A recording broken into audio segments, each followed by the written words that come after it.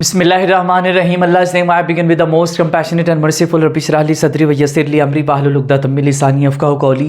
Now I'm going to start lecture number 21 and this is about present perfect continuous tense. इस tense में since, for, how long और recently और lately का इस्तेमाल किस तरह से करते हैं ये मैं आपको बताता हूँ. Without any delay we are moving towards the use of for. यानी चार चीज़ों का इस्तेमाल मैं आपको बताऊंगा. इसमें number 1 for, number 2 since, number 3 how long और नंबर 4 lately और recently. They are equal to each other. First of all the use of for 6. For is used for period of time. This is used for period of time. Period of time क्या होता है? Period of time होता है एक अरसा बताया जाता है आपको. एक अरसा बताया जाता है आपको.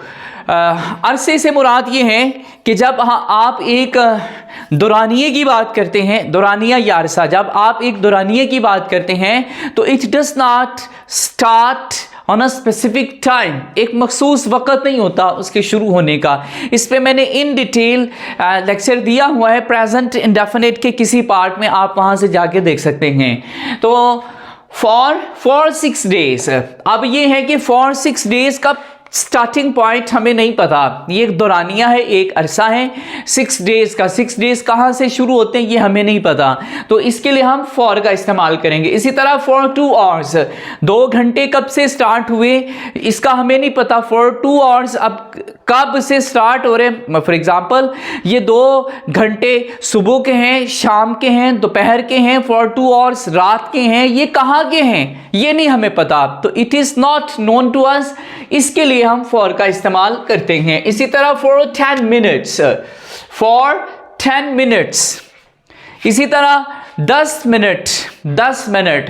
अब 10 मिनट से मुराद ये है कि हमें इसका नहीं पता ये 10 मिनट कब से स्टार्ट होते हैं. 10 मिनट रात के हैं, 2 बजे के हैं, 3 बजे के हैं, ये सुबह 4 बजे के हैं, ये कब के हैं. इट इज़ नॉट क्लियर, तो इसके लिए हम फॉर का इस्तेमाल करते हैं फॉर 10 मिनट्स.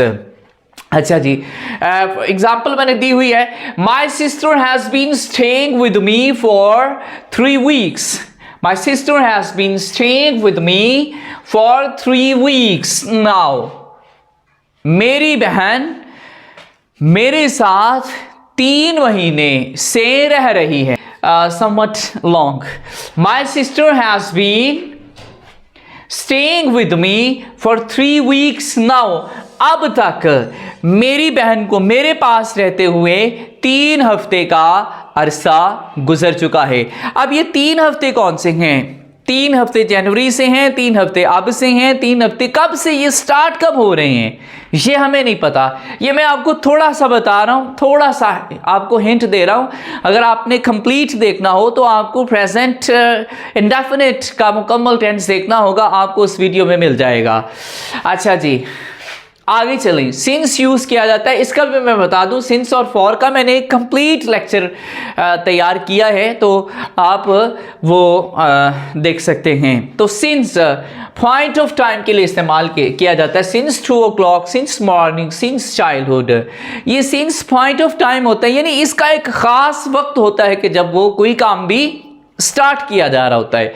तो सिंस क्या है? Since 2 o'clock. अब 2 o'clock 2 बजे हैं.